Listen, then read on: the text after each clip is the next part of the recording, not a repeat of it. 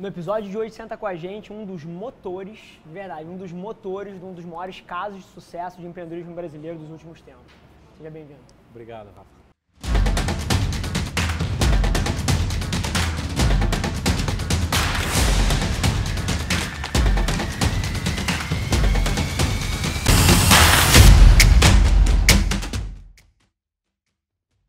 Fala galera e sejam bem-vindos a mais um Extraordinários, episódio número 78 com Fabrício Costa.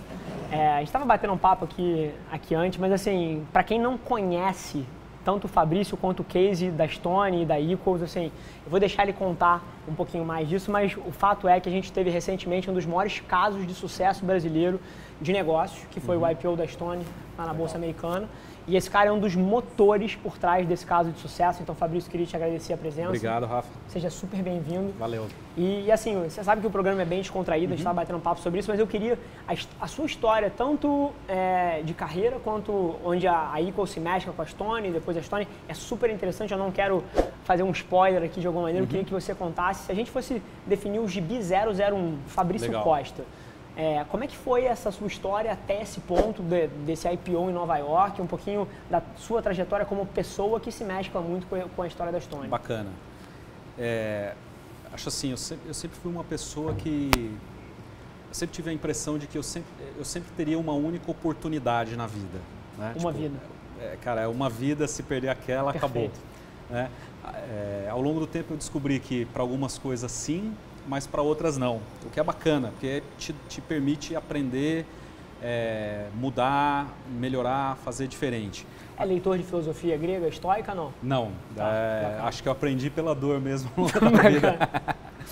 Então, não tem como eu contar a minha história sem lembrar alguns fatos que foram, de alguma maneira, mudando a minha vida muito diferente. Perfeito. Assim, para sentidos muito diferentes.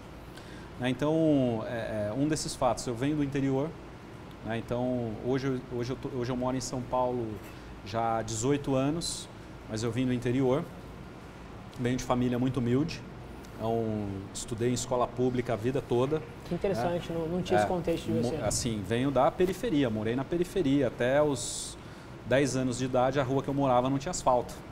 Perfeito. Né? Então, e aí começa algumas desses eventos que são poucos, mas que eu vejo que mudaram a minha vida. Meu pai, ele se aposentou mecânico, mas adquiriu a profissão ao longo da vida, porque também nunca estudou, era jogador de futebol. Bacana. Aprendeu mecânico nas funções da vida, né? Para ganhar um dinheiro, para sustentar a família dele, era uma fonte de renda. E o meu pai uma vez chegou em casa com um jornal embaixo do braço e falou para minha mãe, olha, precisamos matricular na verdade ele falou, precisamos matricular o Chicão, que era para eu me chamar Francisco e não Fabrício, então ele sempre me chamou de Chicão. Chicão. Precisamos botar o Chicão na escola de computação, porque esse negócio vai ser o futuro. Então aí você imagina, um cara com pouco estudo, Década de 80, isso. Final da década de 80, estou falando de 1989, Perfeito. Chegar em casa e com a visão de que tem que colocar o filho e fazer um esforço danado, porque aquilo na época era um esforço gigante, poder pagar uma escola de computação para mim, que aquilo seria o futuro.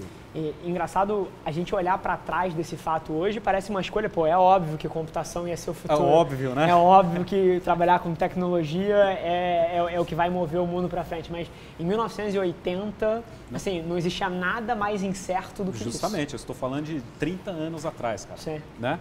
Então, eu com 10 anos fui então lá na escola, né? Então, foi muito engraçado porque quando eu cheguei lá, acho que tinha eu com 10 anos, e depois uma turma assim, já com quase 20. E escola de computador na minha época era assim, 20 pessoas, 2 computadores. Sim. Né? Então dava briga para ver quem ia conseguir chegar perto do computador. Perfeito. E foi muito bacana porque no começo eu tinha dificuldade de chegar sequer perto do computador. E com o passar do tempo das aulas já dava briga para ver quem ia ficar comigo para me colocar lá no computador. Bacana. E aí comecei a aprender a programar computador aos 10 anos de idade. Naquela época era o que? Era C? Não, eu comecei com Basic, Bacana, Basic. depois foi para o DBase. E aí nessa linha veio, depois do DBase, veio o Clipper, veio o Delphi, e aí começou a vir, por exemplo, o C# já com o .NET, mas eu já estou falando do início dos anos 2000 com a primeira bolha da internet. Perfeito. Né? Então, comecei a aprender computação e era muito difícil, ia na casa dos amigos para usar o computador, para ficar brincando. E quando eu acabei a 8ª série, eu fui estudar à noite e precisava arranjar um trabalho. Aí, mais uma vez, meu pai, visionário, tive uma ideia. Vou conversar com o gerente do CPD na época, que hoje é o gerente de TI, lá na Sabesp, que era onde ele trabalhava, para ver se ele não deixa você ficar lá um tempo para você aprender como é que funciona uma empresa. Bacana. E o cara deixou. Eu fiquei lá fazendo um estágio pirata por um tempo, mas dentro de uma empresa, cumprindo horário, equipe, time, já rotina. Já tendo a visão do que é o mundo real, né? Então, isso me ajudou muito, porque assim, eu com... 16 anos isso que eu tô falando, né? Nessa época eu tinha 14 para 15. Bacana.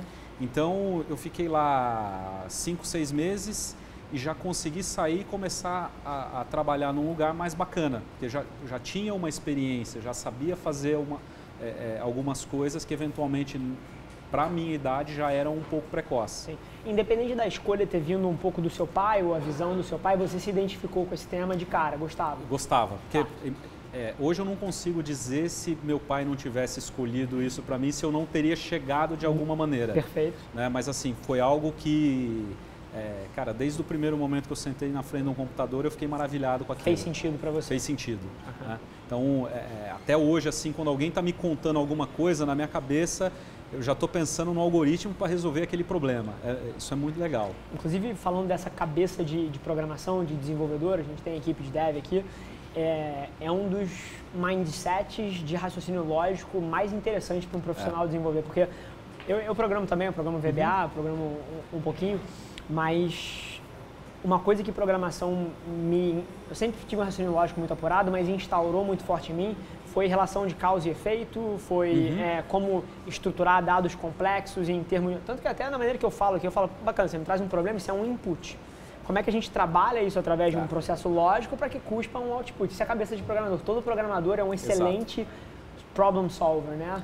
Exato. E aí daqui a pouco nós vamos falar disso, que é uma outra coisa, um outro evento que aconteceu na minha vida, tem muito a ver com isso daí. Bacana.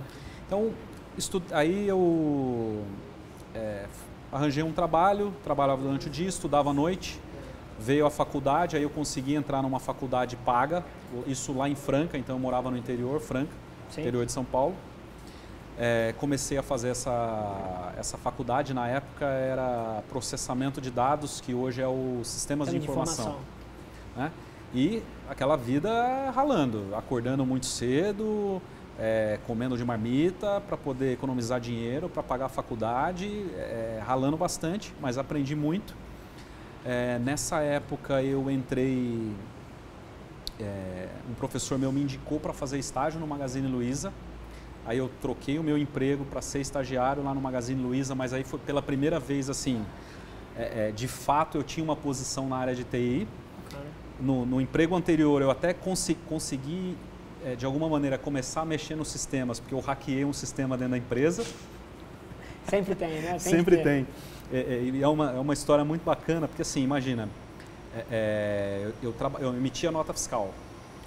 E dependendo do estado que você emite uma nota fiscal, o imposto muda. Claro. E aí tinha lá um problema no sistema e a gente precisava emitir uma nota fiscal e aquilo atrapalhava muito, porque eu tinha que abrir um chamado para o cara consertar, ver qual era o problema, com a alíquota. Aí eu, com o tempo, eu aprendi a mexer naquilo, então eu ia lá, mexia no banco de dados, emitia a nota fiscal e voltava.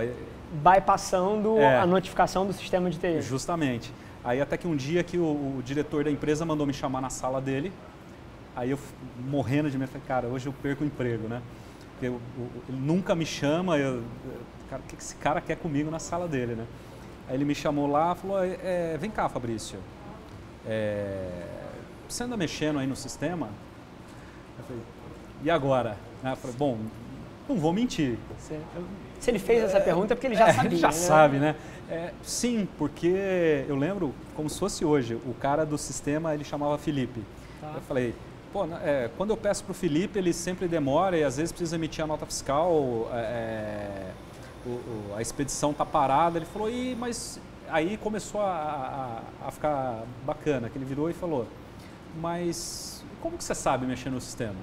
Aí eu contei um pouquinho da história e no final da conversa foi assim, e se a gente quiser que você comece a mexer nos sistemas aqui, o que você precisa? Né? E aí nessa época eu tinha aprendido a programar no Clipper, que era versão Summer 87, só que o Clipper já estava numa versão bem mais atual, que na época era o 5. Aí eu virei para ele e falei, ó, eu sei fazer algumas coisas, mas não consigo fazer tudo porque eu não conheço essa nova versão. Se você me tem 2 livros, se você me comprar esses 2 livros, eu estudo e aprendo, e aí eu vou conseguir fazer as coisas que precisa. Ele comprou esses livros. Você lembra o nome desse diretor? Do diretor? Isso. Olímpio. Olímpio. E foi muito bacana, assim, eu tenho esses 2 livros até hoje, estão lá na minha estante. Bacana. Né? E aí, enfim, saí dessa empresa, fui fazer um estágio no Magazine. E aí, no último ano de faculdade, tinha lá o TCC, e a escola ela dava a bolsa da pós para quem fosse o primeiro colocado na turma. Uma pessoa só? Uma pessoa só. Então, aí eu olhei para aquilo e falei, poxa, eu não vou ter dinheiro para pagar a pós. É minha. Mas eu vou ter que dar um jeito e vou ter que ser o melhor aluno desse negócio para ganhar essa pós. E aí, mais uma vez, ralei pra caramba, puta, noites e noites sem dormir, fazendo TCC. Eu lembro que a gente fez um TCC que era um controle de condomínio, que abria, cancela, muito bacana. Ganhei a pós. Isso em 99, aí fui fazer pós em internet em 99, morando no interior. Então, assim, são coincidências que, assim, mais uma vez, hoje você fala assim, como é que as pessoas viviam antes da internet? Sim. 99 isso não fazia parte da nossa vida. Não fazia parte, né? Sim. Eu lembro que a primeira vez que me mostraram um e-mail em tela preta, caramba, esse negócio vai acabar com o correio. Sim. Né? Sim. De certa maneira acabou. Aquele barulhinho famoso, né? Justamente, conexão do S-Robotics. Sim. Exato. Fui fazer pós em internet. A coisa boa, tive a chance de mais uma vez ter contato com algo que ia ganhar atração nos anos seguintes, só que aquilo me atrapalhou, que eu fiquei um maluco da internet. E ao ficar um maluco da internet, eu perdi o emprego. Eu só pensava em internet. Sim. Hoje é óbvio você chegar numa empresa e falar, precisamos vender na internet. 99. Sim. Cara, esse Sim. moleque tá maluco. Inclusive, essa era uma pergunta que eu queria te fazer. Para você que já estava muito metido, e não só metido, mas fascinado pelo tema de internet, de conexão, de que isso ia derrubar a barreira, ia conectar a gente, ia conectar a empresa, ia abrir mercado, para você lá atrás já era muito óbvio que isso estava se desenrolando, e quando você olhava para um ser humano normal na rua, você falava assim, caramba, esse cara vive em outro planeta, eu estou enxergando aqui o mundo que vai vir e as pessoas não têm ideia. Ou ainda era um pouco nebuloso o que isso ia se tornar? Era assim, por exemplo, como eu passei um ano estudando internet, então a gente já sabia que aquilo ia revolucionar o mundo. Sim. Só que você não tinha como tangibilizar, assentar aquele raciocínio, aquela ideia e apontar, convencer as pessoas Sim. que não conviviam, não tinha aquela vivência no assunto ainda. Sim. Porque até então a internet era uma tela preta, com um cursor piscando lá, que você precisava de comando, de conhecimento técnico para operar aquele negócio. Então,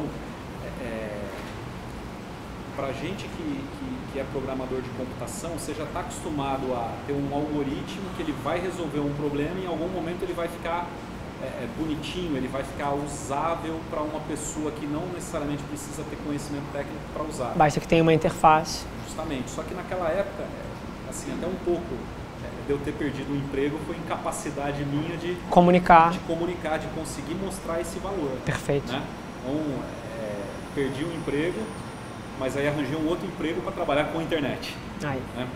Onde foi nessa época? Isso foi lá em Franca ainda, Bacana. uma empresa que estava começando. Quem é de Franca brinca que Franca é a capital oculta do mundo. Né? Vou lançar um desafio para ver se tem alguém de Franca que vai nos assistir e Ó, vai falar depois. Deixa o comentário aqui, se você é de Franca, respondo pessoalmente e a gente vai abrir uma história particular aqui para vocês, que eu também tenho um negócio de Franca para dividir depois.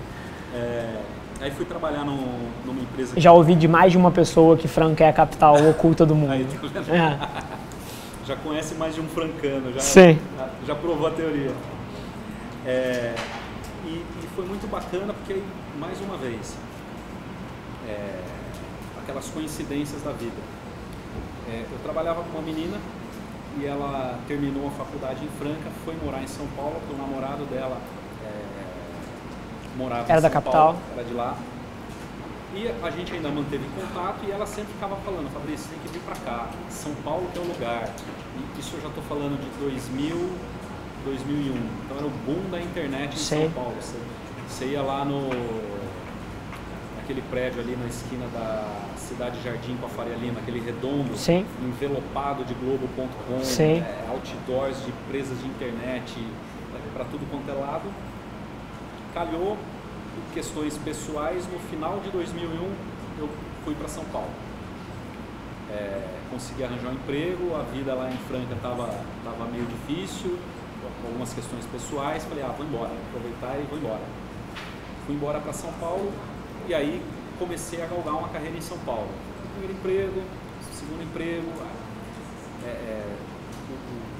muito difícil.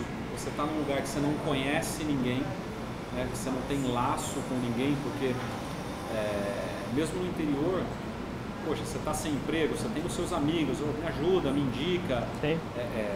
Não ter essa rede, até o que a gente estava comentando antes. Perfeito. A rede, ela faz toda a diferença do mundo. Sim. Como é que você solucionou esse problema no seu caso? Cara, assim, foi lento, mas, por exemplo, eu tinha muito claro na minha cabeça, assim, tinham muitas pessoas de Franca, ainda tem muita gente de Franca em São Paulo, muita gente do interior.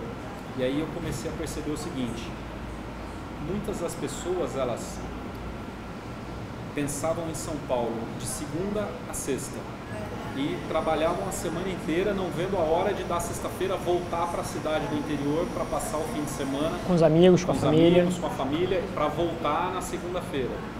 E aí eu percebi de cara, falei, cara, eu não posso fazer isso, porque senão eu não vou conhecer, não vou criar laço. Então aí o que eu comecei a fazer? Eu me matriculei numa escola de inglês para começar a fazer outras amizades. Fui fazendo curso, academia, então aí você começa a conhecer... viver em São Paulo de fato, viver né? de fato, né? Ficar o fim de semana, porque daqui a pouco tem um amigo seu que vai falar, cara, eu vou fazer um churrasco lá em casa, você não quer ir? Aí você vai lá, conhece mais duas pessoas que te abrem mais uma porta. Exato. O mundo é muito menos estruturado e pragmático do que a gente gostaria que fosse. Exato. Né? Então, e aí comecei a trabalhar, fui trocando de emprego, melhorando de emprego, até que chegou um momento que eu trabalhava na consultoria da Microsoft e por conta de um amigo surgiu a oportunidade de trabalhar no Banco Santos. Para quem é mais novo, o Banco Santos em 2003 era o que o Nubank é hoje. Sim. Então, ir trabalhar com tecnologia no Banco Santos é o mesmo do que ir trabalhar com tecnologia no Nubank. Poxa, é uma empresa de ponta, capitalizada, bons investidores, carreira, crescendo. Sim. Era o lugar perfeito para se trabalhar. Fui trabalhar no Banco Santos, um ano depois o banco quebrou. E aí, mais uma vez, você caiu na casinha errada. Volte. 3 passos. Você tem um pouco de contexto do porquê o Banco Santos não deu certo? O que você voltaria e faria diferente? Sei que opinar numa coisa que já passou às vezes é fácil, mas o que você acha que poderia ter sido feito para ser uma iniciativa? Ou foi o timing errado, a tecnologia não estava lá, o mercado não tinha acompanhado ainda? Na verdade era assim, se você tem uma coisa interessante do Banco Santos. O processo de falência do Banco Santos ele roda até hoje, né? A liquidação financeira. Então até hoje a massa falida recebe pagamentos dos devedores do banco na época. Sim. E aí é uma opinião pessoal minha, a leitura que eu faço, houve sem dúvida, a estratégia do banco ela era muito arrojada E para o banco poder crescer na velocidade que estava crescendo, alguns passos eles foram dados usando caminhos errados. Perfeito. E aí foi isso porque o banco ele é um negócio de credibilidade.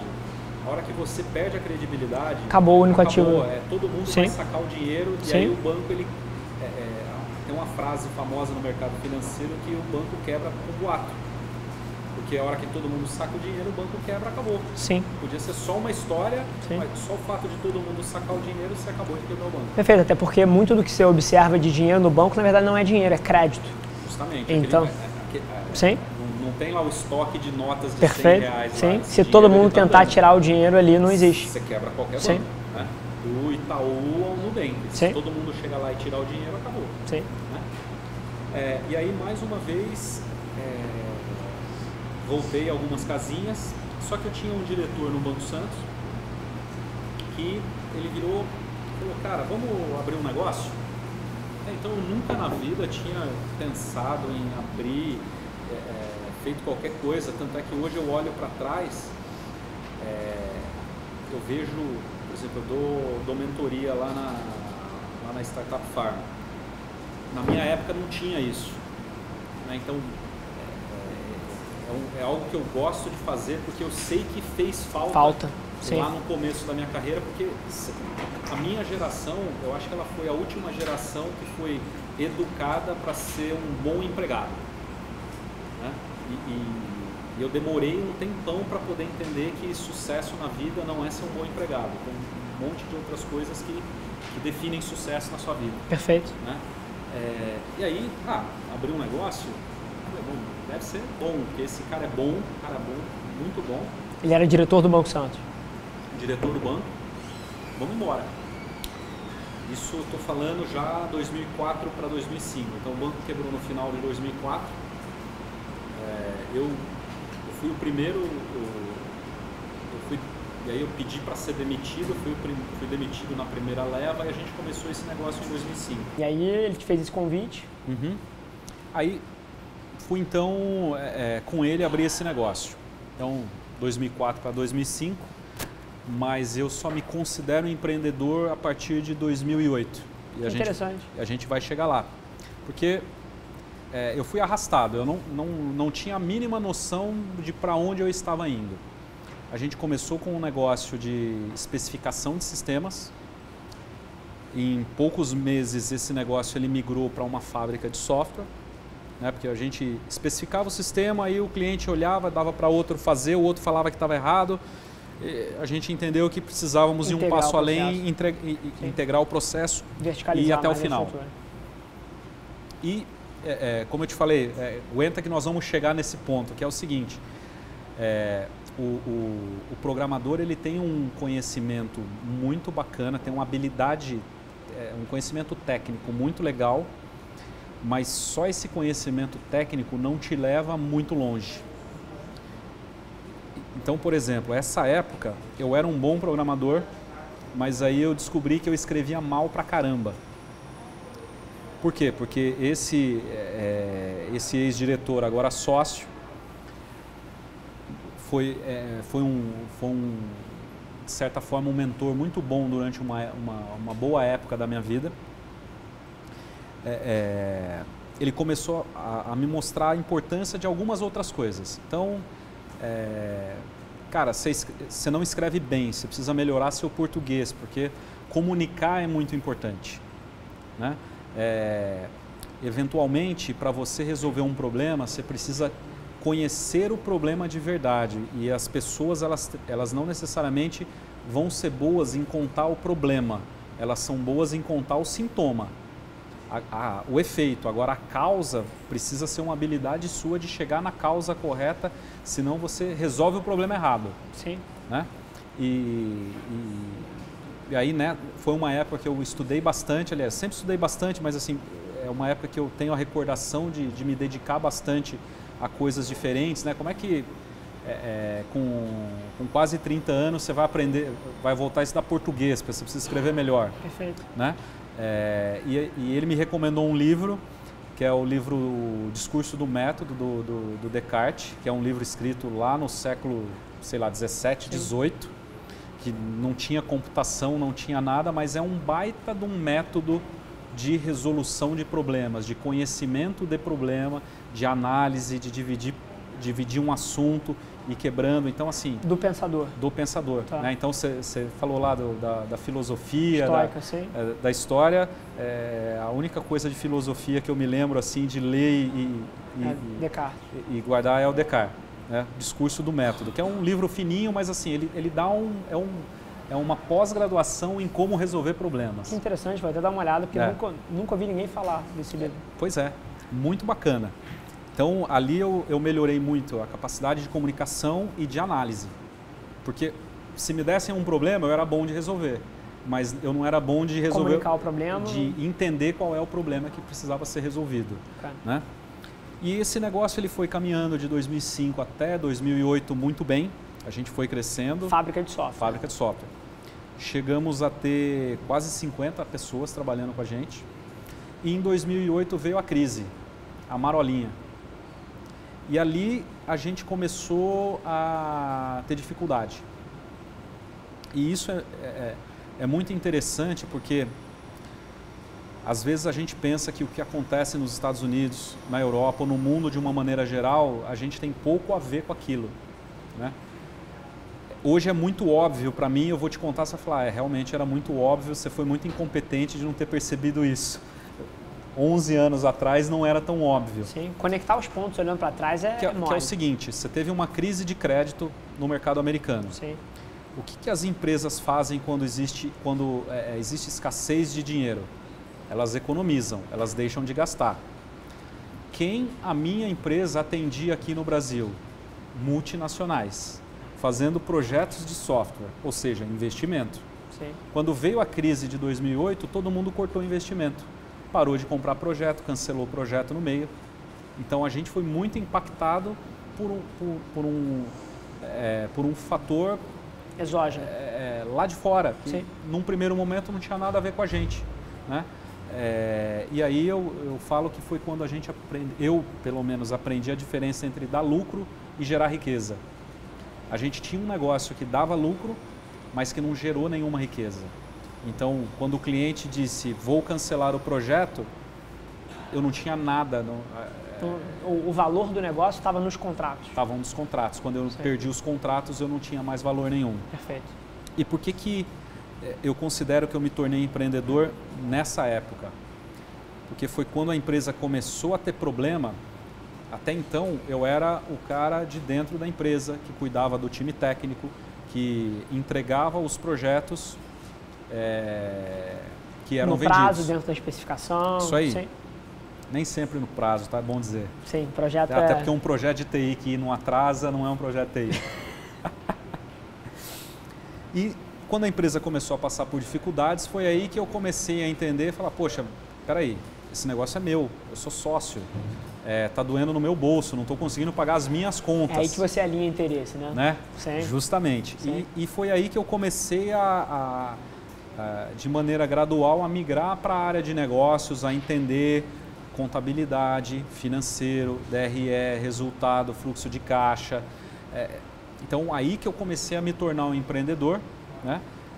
Uma época difícil, porque de 2008 até 2010 a empresa foi ladeira abaixo, a gente acabou quebrando.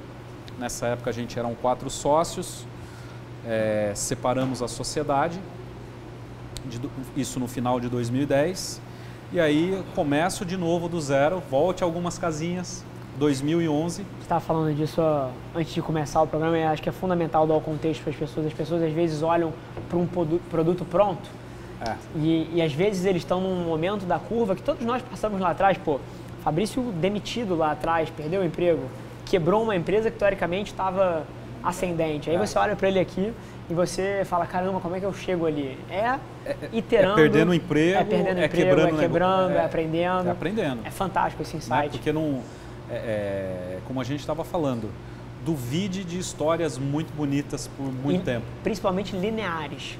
Duvide de histórias lineares. Que nada aconteceu de errado, até porque é na adversidade que você é obrigado a sair. É um clichê da sua zona de conforto, mas você tem que aprender coisa nova, você tem que lidar com situações que até então você não... E eu tenho até uma tese, por exemplo, você estava contando que você veio da periferia, pô, não tinha muito dinheiro em casa, pô, seu pai e a sua família, pô, cortavam um dobrado para poder pagar a sua educação. E assim, às vezes eu tenho muito seguidor, né, muita gente que me acompanha, uma audiência muito grande, e eu vejo às vezes as pessoas, literalmente, uma pessoa acha que a vida dela é uma merda, mas é multimilionária, mas tem os seus problemas, e uma pessoa que acha que a vida é uma merda e, assim, e que a vida é difícil e não tem muito dinheiro. Então, assim, todo mundo tem problema. E o problema de cada um aqui é tão grande quanto o da próxima pessoa, porque ele é o seu. Exato. Mas eu acredito profundamente que as pessoas que passam por mais adversidade na vida, e acredito que até a adversidade mais cedo, elas chegam na vida mais preparadas. Assim, então, assim, toda vez que eu vejo uma história, por exemplo, estou entrevistando alguém para a companhia, que é uma coisa que eu entrevisto todo mundo que entra aqui. Quando a pessoa me conta um background um pouco mais duro, uma história um pouco mais arranhada, alguma dificuldade, cara, eu gosto daquela pessoa instantaneamente. E não é empatia, é porque eu sei que aquela pessoa vai ter mais fibra, vai ter mais garra, vai ser mais interessada. Você sabe que tem um livro que eu gosto muito, você falou garra, que a tradução dele no português é garra. Da Angela Duckworth. Duckworth. Sim. Para mim aquele livro é fantástico, né? Aquela equação dela talento mais esforço é igual a habilidade. Habilidade mais esforço é igual a conquista. Então o esforço ele conta dobrado, independente do seu talento. Você precisa se esforçar. E é muito bacana isso que você comentou, uma história que me marcou muito, porque eu também sou assim. Eu quero entender se aquela pessoa já passou por dificuldade. Como uma proxy de aguentar calor. Eu lembro que uma vez eu estava entrevistando uma menina, uma história perfeita, assim, sabe? Currículo impecável. Família boa, escola boa, faculdade boa, estágio bom. Soft, né? Vai ser soft. Aí, e conversando com ela, a gente vai fazendo perguntas e tudo mais, uma hora eu virei para ela e falei assim, olha, sua vida está me parecendo muito perfeita, me parece que você nunca teve que lidar com um problema de verdade na vida. Perfeito. Qual foi o maior problema que você já teve que lidar na sua vida? Aí eu me arrependi, porque a menina começou a chorar. A menina chorou assim uns 2, quase 3 minutos de soluçar, que ela não conseguia se recompor. Eu falei, meu Deus do céu, o que será que eu fiz? Aí, ajudei, aí para tudo, copo d'água, lenço, toma uma água, se acalma, me conta. Ela falou, não, então, a verdade é assim, os meus pais sempre moraram na mesma casa, mas nunca foram casados. Já estavam separados. Brigavam o tempo todo. Meu pai tinha outra, minha mãe tinha outra. Fui criada, na verdade, com a minha avó. Na verdade, assim, a minha mãe, o meu pai, para mim é a minha avó. E aí vem o maior problema que eu já tive que lidar, que assim, eu estudei a faculdade toda e a minha avó morava no interior, e ela foi ficando doente. E assim, ela morreu semanas antes da minha formatura, e aí eu não queria me formar porque nada fazia mais sentido para mim. Cara, entendi, gostei. Perfeito. Porque cada um tem o seu problema. Às vezes a gente acha que a falta de dinheiro é o maior problema que se pode ter no mundo, e não é. Saúde. Em saúde, em família. A história de cada um, e a Ângela fala muito disso no livro dela. Tem pessoas que vão se descobrir ali a diversidade, ela é pessoal. Perfeito. Às vezes o que eu tiro de letra para você é uma barreira intransponível. Perfeito. E vice-versa. A gente não pode julgar os outros por isso, né? Sim. Então, voltando à minha história. Aí, em 2011, com mais um dos sócios da empresa antiga, a gente era em 4, separamos a sociedade. Né? 2011 começou. Aí começamos o que viria a ser Equals. E é muito bacana, porque agora eu já consigo falar de Stone. Porque qual é a analogia que eu faço com Stone?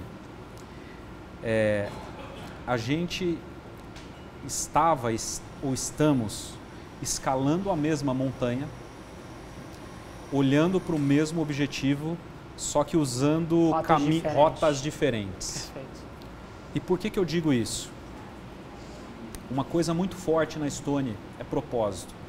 A gente acorda e dorme por um motivo, por um porquê. Lá em 2011, quando a gente foi fundar essa nova empresa, a primeira coisa que a gente fez foi parar para pensar aonde a gente estava e o que a gente queria. Propósito. E a empresa nasceu e a gente queria isso até no nome da empresa. Então não nasceu Equals. É muito engraçado. A empresa nasceu como Inflection. Então o pessoal que é de engenharia vai saber que Inflection vem de ponto de inflexão, que é o momento que a curva muda de sinal. Sim. Então a gente estava no fundo do poço, negativo ao máximo, a gente só queria mudar o sinal, começar a tapar o poço para algum dia sair do buraco. E aí a gente começou a trabalhar juntando os cacos com essa ideia de precisamos gerar riqueza, precisamos ter algo que gere riqueza. Então o projeto ele dá dinheiro no curto prazo, mas no longo prazo. E aí começam as coincidências. Então estou falando de 2011, o mercado de cartões se abrindo.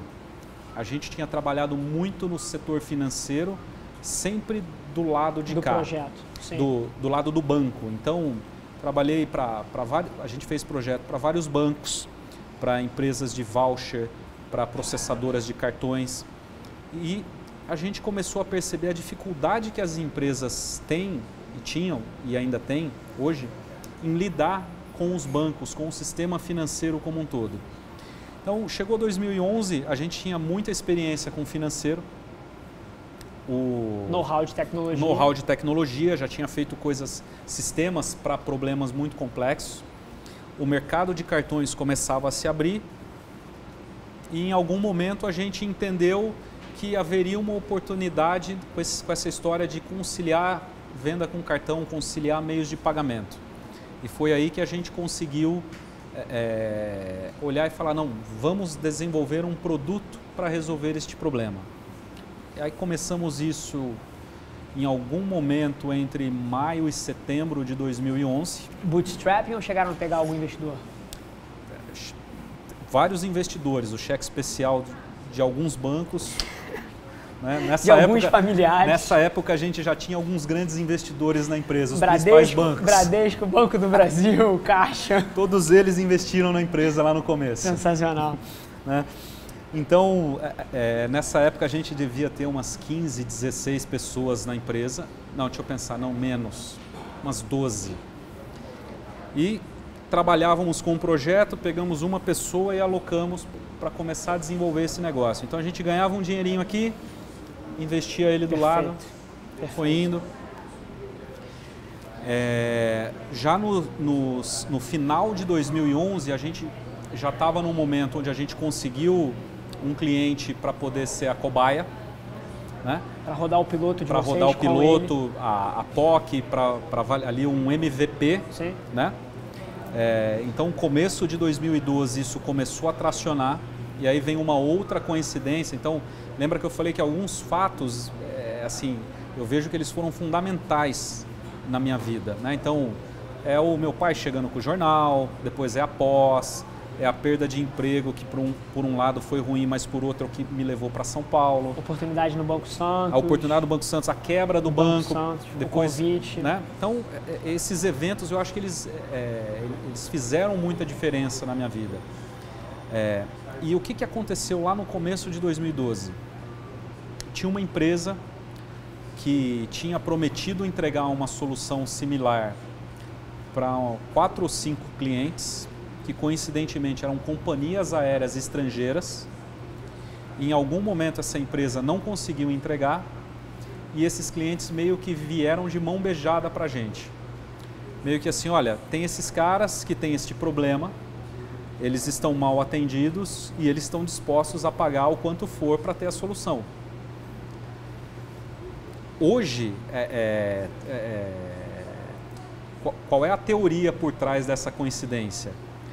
Você identifica um problema no mercado, aí você estuda o mercado, vê quem é que sofre mais com aquele problema, quem é que está disposto a pagar mais para ter aquele problema resolvido e vai atrás desse nicho de clientes. Sim. Isso aconteceu com a gente coincidentemente.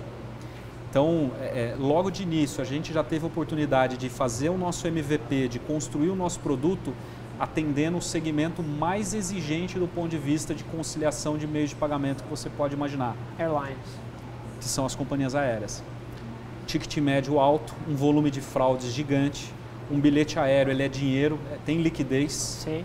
Né? Então, todos os problemas de conciliação, contabilização e gestão de vendas com meios de pagamentos eletrônicos, que o cartão é o mais famoso, mas você tem outros, a gente teve a oportunidade de encarar logo no início e construir um produto que depois dali nenhum outro mercado exigiria mais da gente do que a companhia aérea. Perfeito, até porque é um business, você está falando disso com o Pedro agora, final de semana a gente está falando do Pedro, jogando até a gente estava falando, é um negócio assim que precisa ser, se você operar uma companhia aérea com excelência, você quebra ela. Você precisa operar ela num nível mais alto do que a maioria dos outros negócios, porque é um negócio que é extremamente alavancado, tem custo em dólar, receita em real e falta de previsibilidade para você fazer um hedge bem feito.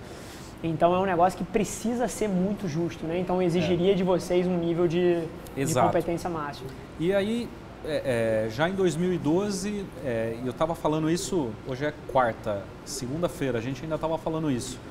Os 5 primeiros clientes da empresa lá de 2012, que a gente começou a faturar em maio de 2012, são clientes da empresa até hoje. Que bacana. Acho que até mais do que os 5, mas a gente pegou os 5 primeiros lá, eles são clientes da empresa até hoje. Então isso é muito bacana, né? 7 anos. Sim. E aí começamos a tracionar esse negócio, fomos fazendo essa transição lá daquele resquício de fábrica de software que a gente tinha e migrando essas pessoas para essa operação. E aí, mais uma vez, eu falo de Stone, o que a gente sempre teve? A gente sempre teve essa obsessão pelo cliente bem atendido. Então, falei do propósito, estou falando agora da obsessão pelo cliente. A gente sempre teve lá na Equals essa coisa, essa vontade de atender o cliente, de deixar o cara satisfeito, de, claro, dentro de um contexto de negócio, resolver de fato o problema dele, porque isso tem um poder muito grande. Sim. Esse cara falando bem de você, esse cara servindo como laboratório para você, isso não tem preço. Perfeito. Né? E aí começamos a crescer. Em algum momento aí, 2012, 2013, já para 2014, até então era o conciliador, então era a Inflection a empresa, o conciliador, esse negócio começou a ficar maior e aí veio a necessidade de arranjar um nome para esse negócio, né? E vai daqui, vai dali, brainstorm e a conciliação ela tem muito, a própria contabilidade ela tem muito essa questão do igual. Sim, né? crédito, débito, balanço, ou justamente, ativo, passivo, se não está igual, está errado. Sim. Né? E na nossa... Perfeito, é daí que vem então. É daí que vem. Mas assim, aí você fala igual, bom, como eu sou especial, meu nome vai ser em inglês, equal. Aí você fala, o nosso também é. Né? Equal. Não, equal não dá. Continuamos pensando. E aí, um dia, vindo no interior de carro, quase chegando em São Paulo, eu olho assim, tem uma indústria, aquela indústria de lentes da Transitions. Escrito numa caixa d'água grandona assim na beira da rodovia. Eu olhei para aquilo, Transitions. Transitions. Equal, equals. Pô, equals é bom. Cheguei na segunda-feira cedo para o Marcelo, meu sócio. Marcelo, acho que eu encontrei o nome. Equals. Pô, é bom, hein? É bom. Daí que nasceu Equals. Que bacana. Então, mais uma curiosidade. Então estão pagando royalty para Transitions até hoje. Só o S. Só o S. Aí já estou falando de 2014, então aí a gente começou a trabalhar muito forte o nome Equals, já para mudar o nome da empresa para Equals, né, para ficar de maneira uniforme. E 2014 a gente começou a ser assediado por investidor. Então começaram a nos procurar, claro que com ofertas indecentes, né? E em algum momento deu um estalo, falou, poxa, a gente precisa se preparar melhor para esse negócio, porque a gente está sendo procurado, chega uma pessoa aqui, oferece um caminhão de dinheiro mas não necessariamente vem o dinheiro, vem só o caminhão e sem combustível, você tem que empurrar o caminhão. Sim. E aí a gente começou a acordar, falou, poxa, não, pera lá, acho que nós estamos entrando num outro jogo. Se o pessoal está querendo vir investir é porque isso aqui vale. Porque a gente não consegue ter a noção do quanto vale, porque afinal de contas nós somos empreendedores mulambos, né? Mas se a galera está começando a vir, aí contratamos uma empresa para nos assessorar. Isso já começo de 2015. E aí falamos com várias empresas, com vários investidores em potencial. Só que a hora que a gente chegou a ter proposta para vender empresa, só que não era o que a gente queria. E a gente encontrou muita dificuldade em encontrar com um investidor que de fato nos escutasse, vou até além, que acreditasse naquele negócio da maneira como a gente acreditava, porque a gente sabia que aquilo ainda ia crescer muito. Sim. Vocês não queriam que isso fosse um evento de liquidez, que deixasse todo mundo rico e que expulsasse vocês do negócio, que a pessoa levasse o negócio para os lados. Vocês queriam uma pessoa alinhada em propósito, em dinheiro. Vamos crescer esse bolo, fazer disso um negócio muito maior, porque tem potencial, né? E no final de 2015, a gente conhece a Stone.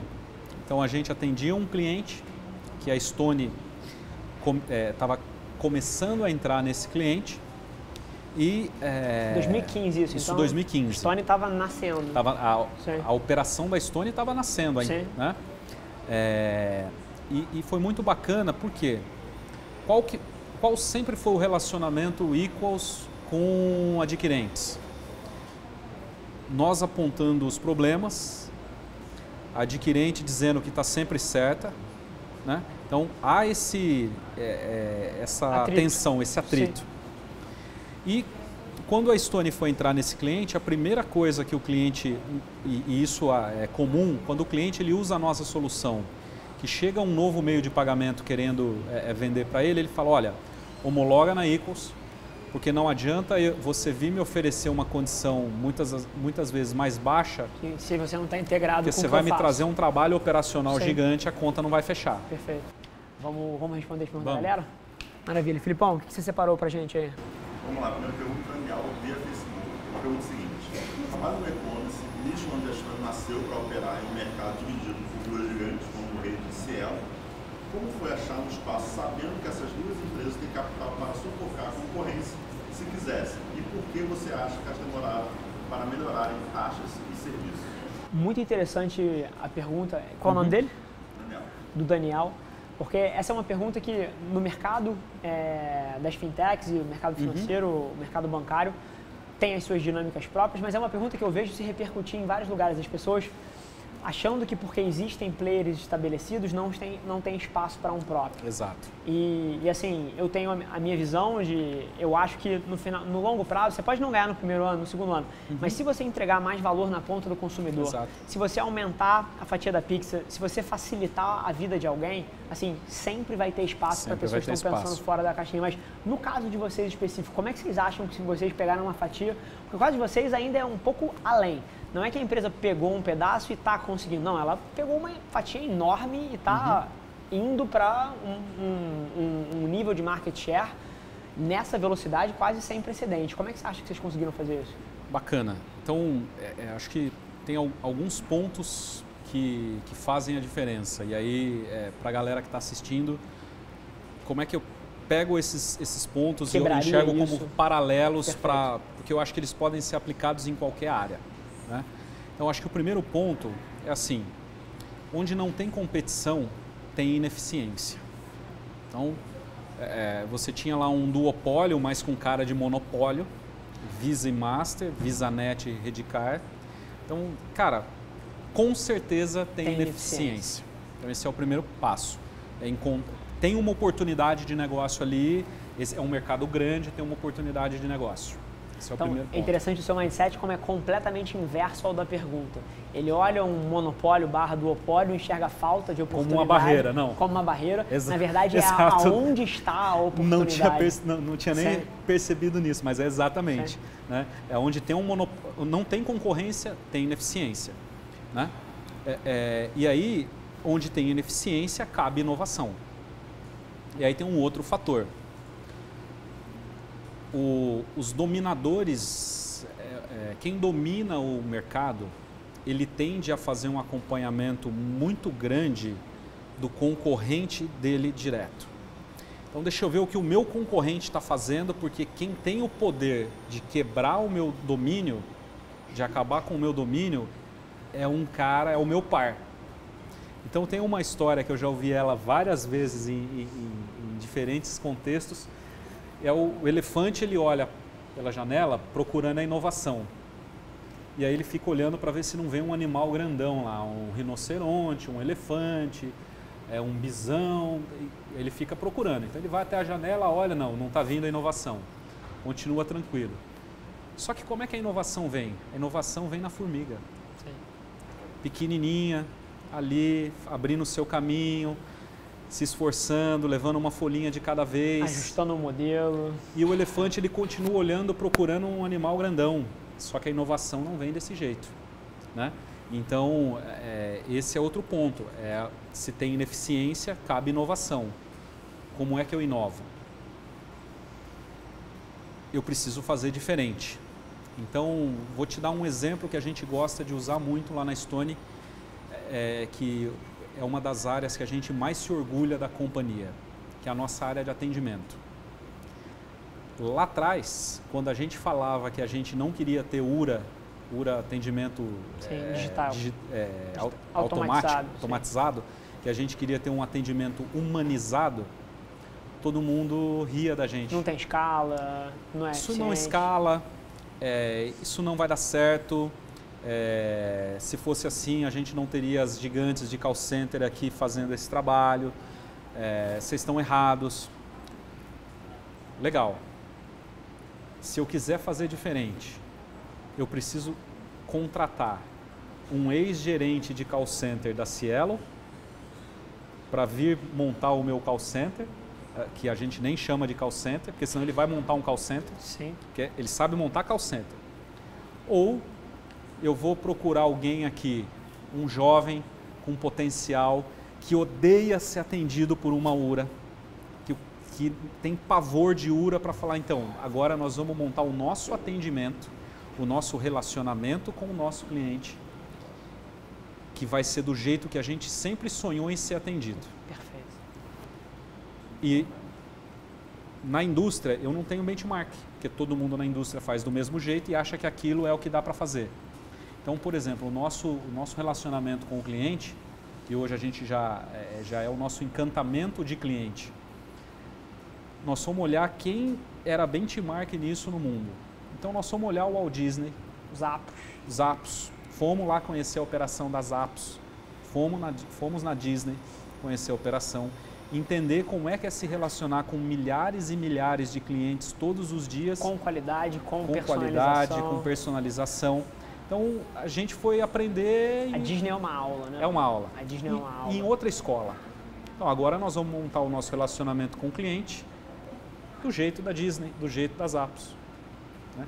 E essa história ela é muito bacana, porque assim, quando a empresa tinha 5 mil clientes, funciona porque vocês são pequenos. Vocês vão ver, daqui a pouco vai parar de funcionar, não vai ter escala. Hoje a empresa já está com mais de 200 mil clientes e continua funcionando e continua sendo cada vez mais eficiente. Perfeito. Né? Então, se tem ineficiência, há oportunidade de negócio. Há espaço para inovação e a inovação ela precisa ser diferente. Porque você não inova se você quiser fazer da mesma maneira que todo mundo está fazendo. E no nosso caso, se você olhar o contexto de tudo isso que eu estou te falando, é gente. Você precisa trazer gente boa. Né? E por que a média de idade lá na Stone ela é muito baixa? a gente contrata as pessoas pelo potencial delas. Então, e aí cabe reforçar que, por exemplo, eventualmente dentro da empresa, eu tenho ex-funcionários de VisaNet. Não é assim, Fabrício, então você está me dizendo que quem tem experiência não serve? Não é isso. Quem não tem potencial não serve. Não serve. E o potencial, ele vem tanto de quem nunca fez determinada atividade, mas que tem uma inteligência, que tem uma habilidade que vai auxiliar essa pessoa a aprender e levar para aquilo.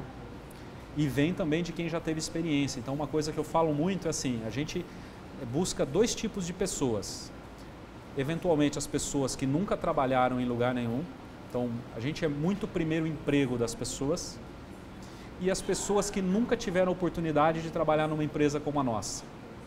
Porque com o tempo você aprende a identificar o potencial, mesmo naquela pessoa que trabalhou ali 3, 4 anos numa empresa. Que não teve uma carreira meteórica. Que não teve uma carreira meteórica. E você aprende a identificar que aquela pessoa é um peixe fora d'água naquele ambiente, que a hora que você trazê-la para o teu ambiente, ela vai decolar. Então, eu diria que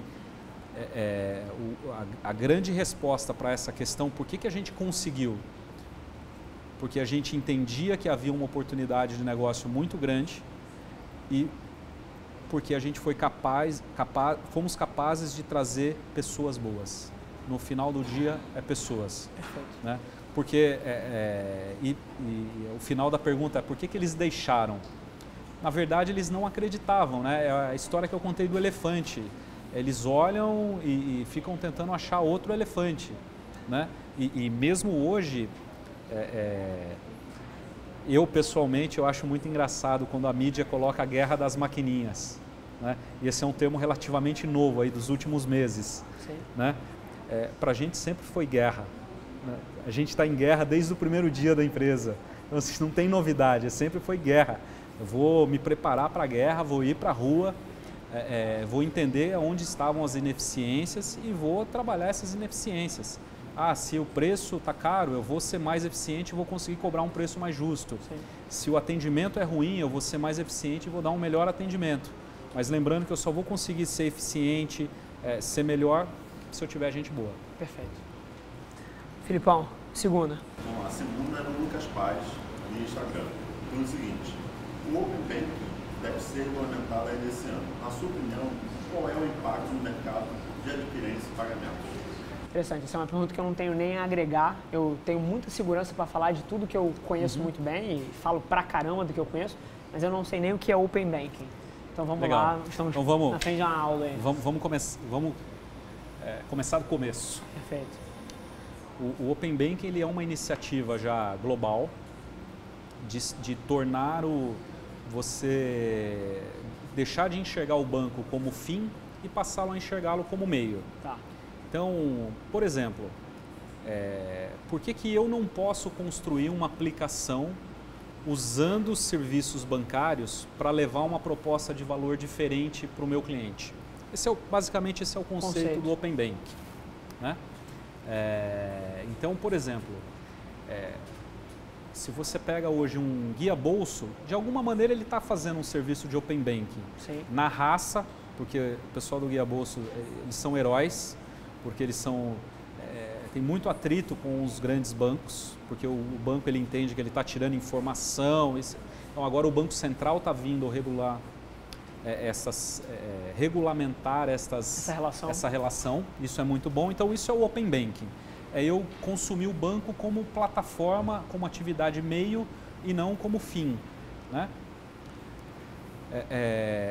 E aí respondendo a pergunta, como isso impacta? Na verdade, isso não impacta, isso impulsiona. E por que eu digo isso? O que o banco, historicamente, o que ele nos oferece?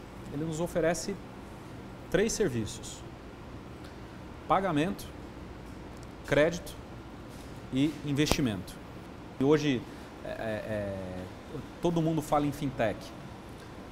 Porque a fintech ela tirou o pagamento do banco e então o pagamento ele era um serviço estritamente financeiro que passou a ser tecnológico.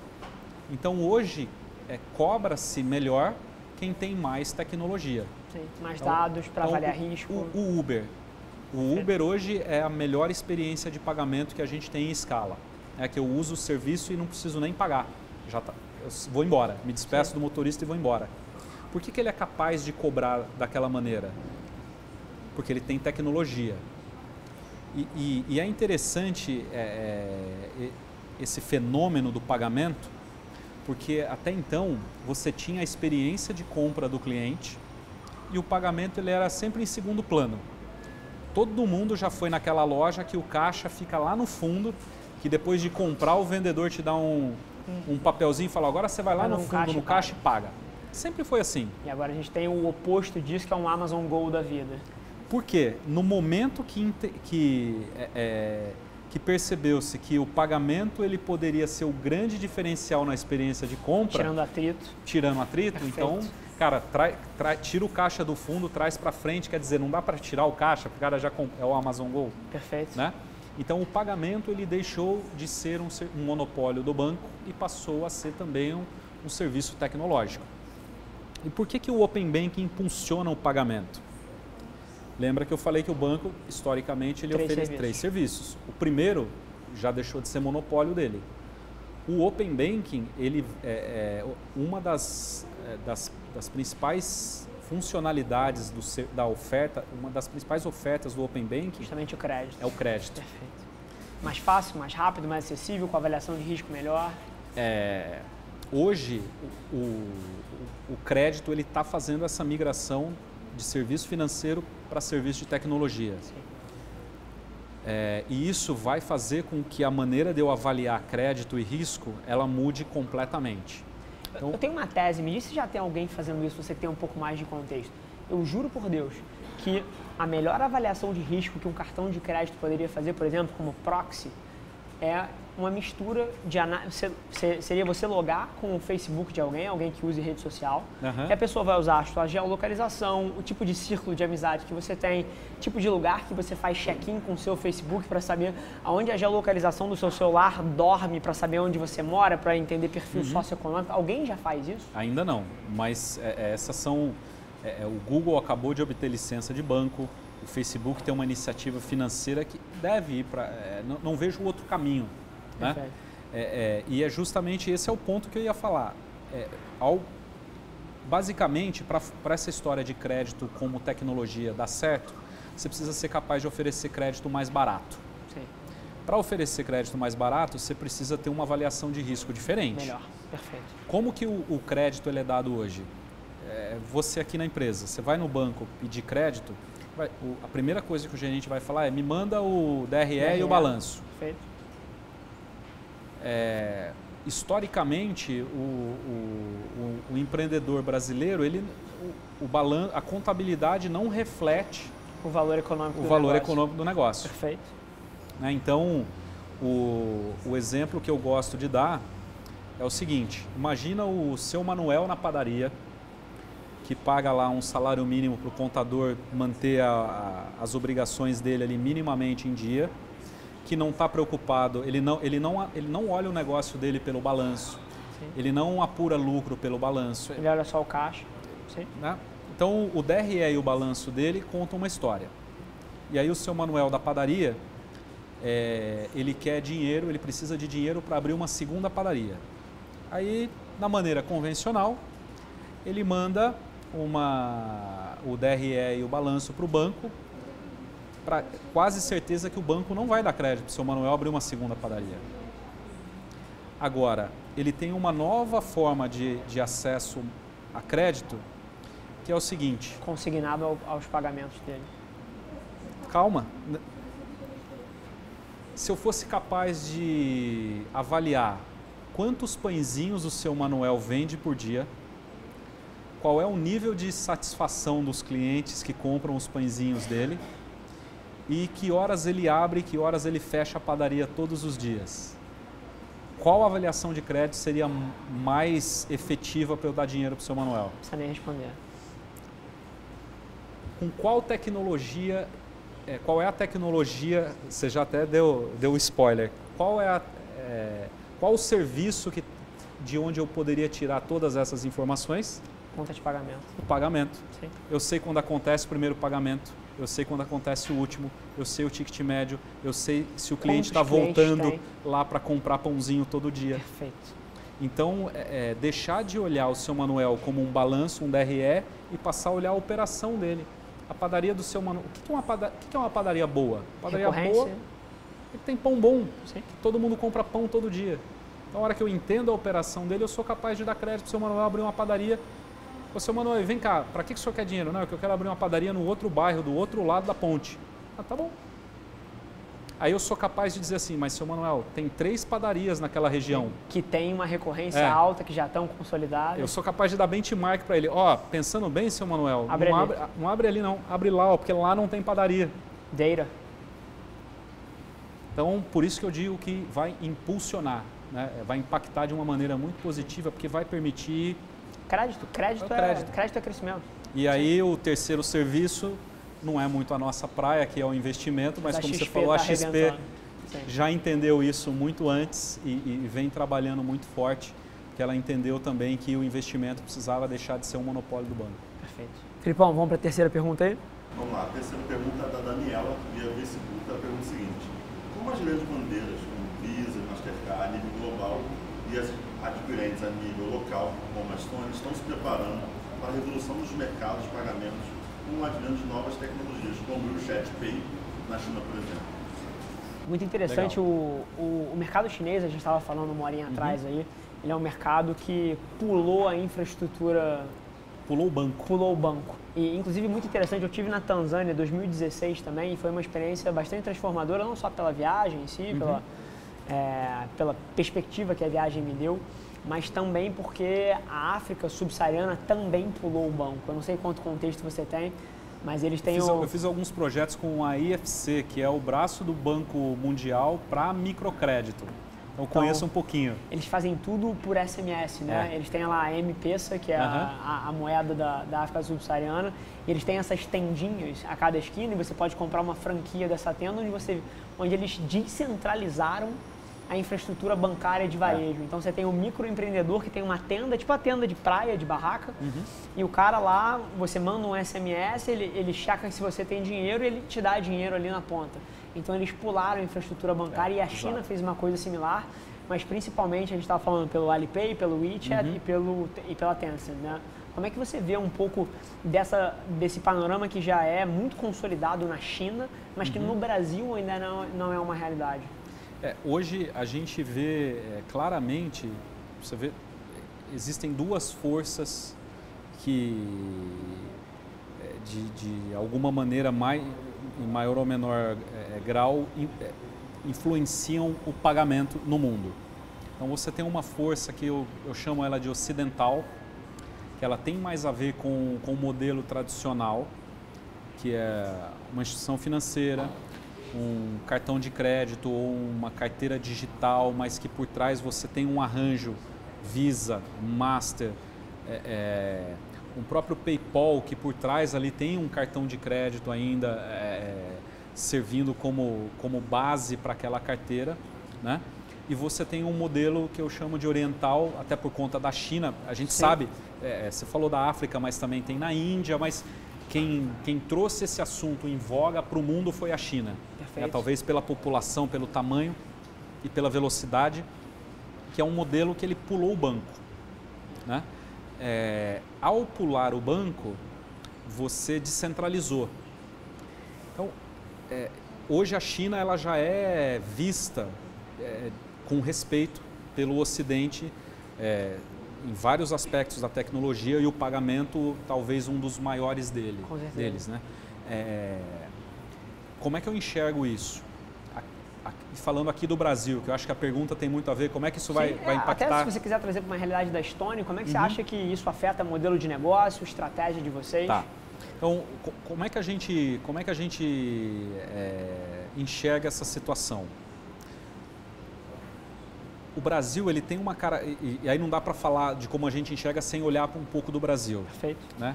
E aí vou falar até um pouco a minha visão pessoal, que eu acho que para poder jogar mais polêmica nessa história, para deixar a galera pensando. Eu, Fabrício, eu sou um pouco contra, eu pessoalmente sou contra aquele número de que existe um número grande de brasileiros desbancarizados. Então, dependendo do critério que você usar, entre 50 e 90 milhões de brasileiros desbancarizados. Eu sou contra essa tese e vou te dizer por que eu sou contra.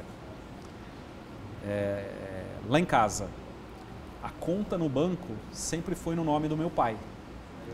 Quem sempre operou a conta bancária foi a minha mãe. E quem usufruía é a Para família qualquer inteira.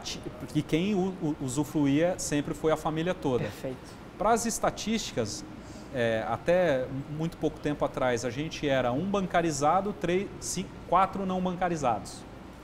E aí eu fico me perguntando, o quanto desse número não está escondido na estatística? Perfeito. Né? Então, na minha casa, assim, até hoje, eu e minha esposa temos uma conta só. Então, na sua casa, 50% da Sim. população é não bancarizada. Não bancarizado, exatamente. Né? Então, assim, a gente é um país muito bancarizado. Então, microcrédito. Por que o microcrédito não funcionou no Brasil? Porque a gente é bancarizado. Até a pessoa mais humilde que precisa da ajuda do governo, ela recebe o benefício dela num cartão no banco. Não tem jeito. Nós somos muito bancarizados. Esse é um ponto. Por outro lado, o pagamento ele está mudando. O comportamento do consumidor ele está mudando e essa mudança ela é muito, ela veio para ficar. Cara, o pagamento daqui 5 anos não vai ser como ele é feito hoje. Então, se ele não vai ser como é feito hoje, eu estou entendendo que eu vou ter uma descentralização de pagamentos. Bacana. Então, eu sei onde eu estou hoje, eu consigo enxergar a direção para onde está indo. Para onde está indo. Agora, o como. O como é o grande, o grande X da questão. Por quê? Alguma vez na sua vida você viu propaganda do WhatsApp? Um outdoor assim? Instale o WhatsApp e fale com os seus amigos. Jamais. E o WhatsApp se tornou... parte central da vida das pessoas. Parte central da vida das pessoas, né? Como que aconteceu isso com o WhatsApp? Ele provê valor para os usuários e as pessoas próprias falam dele. Então,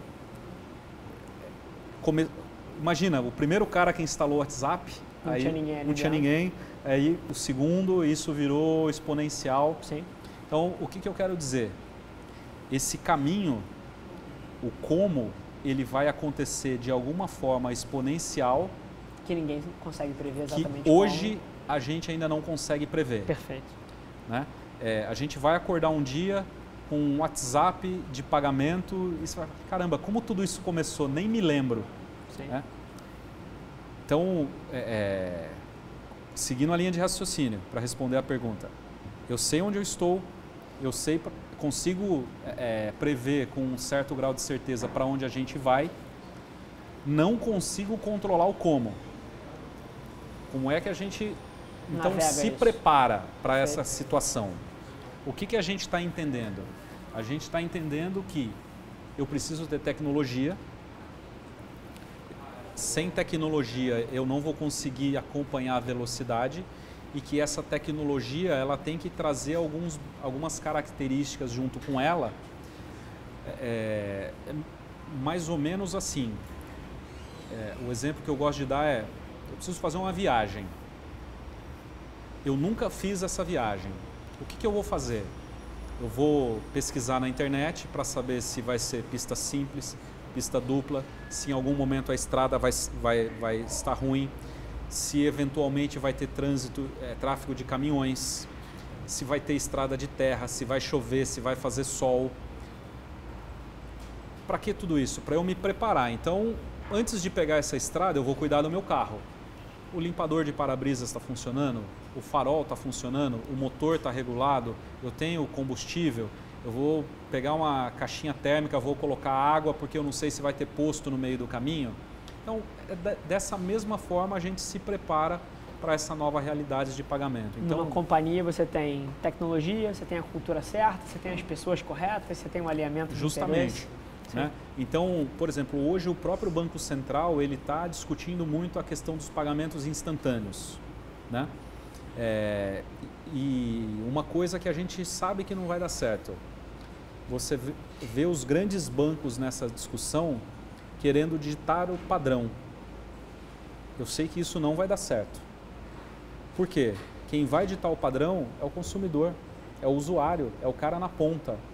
Porque os grandes bancos podem cada um ter os seus aplicativos de pagamento instantâneo, por melhores que eles sejam, mas é o cara na ponta que vai ditar o padrão. Daqui a pouco aparece um WhatsApp que vai arrebatar a multidão, na verdade que vai dar ignição para um novo modelo. Para um novo modelo, porque é só isso que precisa. A gente entende que isso não vai ser fácil. Por que eu digo que não vai ser fácil? A gente é um país bancarizado, então essa intercomunicação entre os ecossistemas ela vai precisar existir. Então esse é um desafio a ser seguido. Eu tenho um outro desafio a ser seguido, que assim, a gente só viu isso funcionar na China. Então, quem garante o dinheiro que está numa wallet digital? Né? A China ela tem uma economia lá toda diferente, onde o governo tem uma participação na gestão das empresas completamente diferente do que a gente está aqui, do que a gente tem aqui no Ocidente. Interessante esse paralelo, é verdade. Então, hoje uma experiência social diferente. É diferente. Hoje o meu dinheiro está no banco. Você tem lá o sistema garantidor de crédito, que se o banco quebrar, o Banco Central ele garante ali uma quantia na sua conta. Então, em teoria, eu estou tranquilo com o meu dinheiro no banco. Como é que eu vou resolver esse problema na carteira digital? Então, o fato de estarmos bancarizados, ele... É uma própria barreira. É uma barreira, porque assim, para esse novo sistema de pagamentos acontecer aqui no Brasil, eu vou ter que dar um nível de segurança igual eu tenho dinheiro no banco. Senão, qual é o benefício que eu tenho em deixar o meu dinheiro na wallet? A não ser que a facilitação de consumo e a nível de experiência seja de uma ordem de grandeza maior. De uma ordem de grandeza muito maior. Sim. Né? Então, interessante. Esses desafios, eu acredito muito... Ou seja, deve demorar. Deve demorar. Perfeito. Demorar hoje é 3 a 5 anos. Sim. Né? E tudo que a gente pode fazer é se preparar, é estarmos com o nosso carro com os pneus alinhados, balanceados, motor regulado, luzes, faróis, limpadores de para-brisa, tudo pronto para pegar a estrada. Perfeito. E hoje a gente acredita que a maneira como a gente construiu a nossa tecnologia, hoje 100% da nossa tecnologia é dentro de casa, a gente tem domínio de ponta a ponta, a nossa capacidade de distribuição, o nosso jeito de atender o cliente, são os diferenciais que, no fundo, quando você olha um novo mundo de pagamentos, eles são as características necessárias para você continuar inovando e entregando valor para quem está lá na ponta. Perfeito, genial.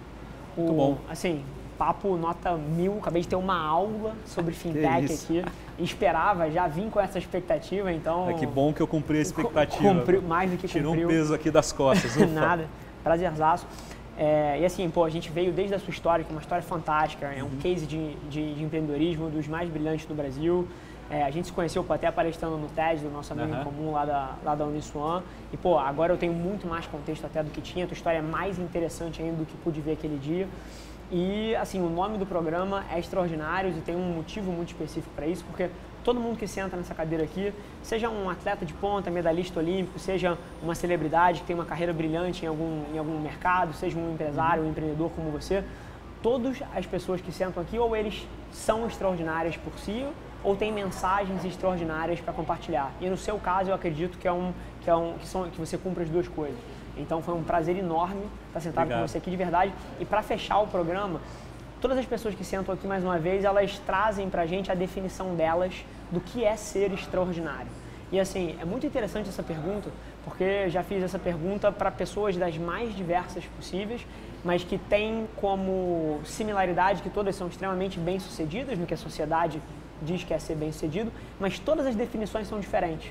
Então, nunca sentou aqui uma pessoa que definiu ser extraordinário da mesma maneira que a outra. Eu queria a sua definição.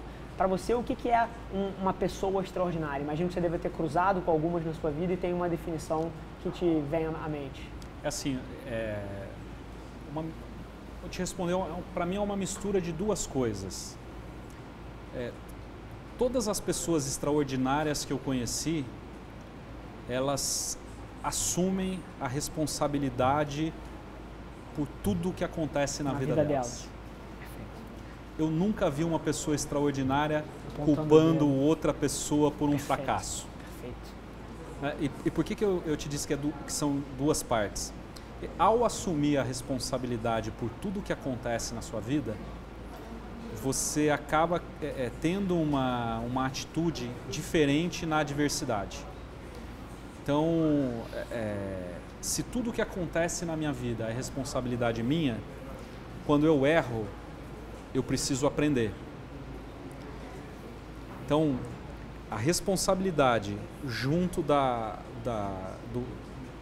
humildade em reconhecer que fez errado, que precisa aprender, gera a iteração positiva. Gera a interação positiva. Então, eu nunca vi ninguém que seja extraordinário que não tenha essa capacidade, né? E aí a gente está... isso me remete a uma das pessoas que eu admiro. Nós estamos aí em semana de Super Bowl, de futebol americano. Sim. Tom Brady. Tom Brady. Nossa. É assim, eu fui assistir uma palestra do Bernardinho e é muito engraçado, porque quem me conhece sabe que eu sou fanático no Tom Brady. E aí, no meio da palestra, eu falei, talvez eu seja o brasileiro que mais conheça do Tom Brady, né? Aí um amigo meu do lado falou, porque ele não te conhece, né? E é muito engraçado porque, assim, as rotinas dele o Tom Brady, ele não é o cara mais talentoso, ele não é o cara que tinha mais aptidão para o esporte que ele tá. Na verdade, ele era... Não era o mais forte, não era o mais rápido. Antitese para o futebol americano. Sim. Né? Mas a obstinação dele por aprender, por melhorar, por entender que não era o cara, mas que ele queria muito aquilo, e reconhecer isso, e assumir isso, e fazer isso ao longo aí de 20 anos, transformou o cara no melhor atleta da história num esporte assim que... altamente científico, competitivo. Eu acho isso muito bacana. Né? Então, assim, falando do Tom Brady, cara, você nunca vai ver o Tom Brady na derrota ou na vitória, a responsabilidade é dele. E aí eu fico comparando muito com o jogador brasileiro, né?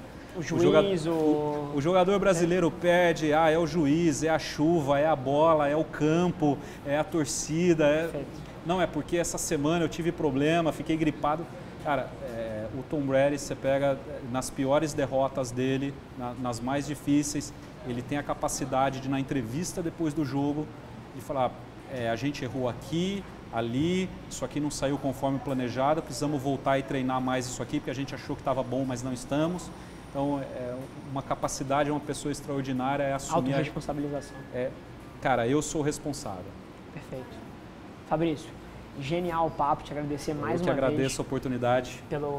Valeu. Pela aula aqui. E até sei que você é um cara super reservado nas redes sociais, mas imagino que o pessoal às vezes te encontre dando o seu ponto de vista em alguma coisa no LinkedIn, mais no LinkedIn. Maravilha. Então, João, sobe aí tanto no começo quanto agora o LinkedIn do Fabrício para a galera poder ter um contato lá. Esse cara é um dos caras, eu não sei o quanto de contexto a maioria de vocês tem na história da Equals, na história da Stone, mas é um case que vale a pena ser estudado e replicado na medida do possível. Isso é o que a gente espera, ver mais histórias como a nossa. Assim. Perfeito. Inclusive porque o brasileiro tem uma cabeça que o Estado tem que corrigir os problemas e eu acredito sinceramente que a solução vem na iniciativa privada, vem no... E não é assim que a gente tenham milhares de Stones, isso não é nem possível, mas é o microempreendedor que passa de uma barbearia para 2 barbearias e agora emprega 8 pessoas em vez de 4. É aquela dona de casa que está educando os filhos e quer focar nisso, mas começa a fazer quentinha e por isso emprega mais 2 pessoas para ajudar aquela a cozinhar. Eu acredito sinceramente que o novo patamar que o Brasil eventualmente precisa chegar passa pelas ideias empreendedoras, e a sua história eu tenho certeza que inspira não só pessoas que sonham grande a criar projetos de sucesso e de renome, mas também tenho a esperança de que inspire aquela pessoa que está apertada agora a fazer uma coisa diferente, a virar uma chave para que possa ganhar mais 100, mais 200, mais R$1.000, começar a guardar um pouco mais de dinheiro e investir num projeto. Eu tenho a esperança que esse nosso papo faça isso aí. Inclusive, para as pessoas que estão ouvindo, seja no Spotify, no YouTube, em qualquer plataforma que seja, tira um print da tela, me marca o Fabrício, deixa a gente saber que vocês estão ouvindo, manda os comentários aí do que vocês acharam do programa, ideias, isso mais do que agrega aqui na nossa jornada, e a gente se vê no próximo Extraordinário. Obrigado, Fabrício. Valeu, eu que agradeço, Rafa.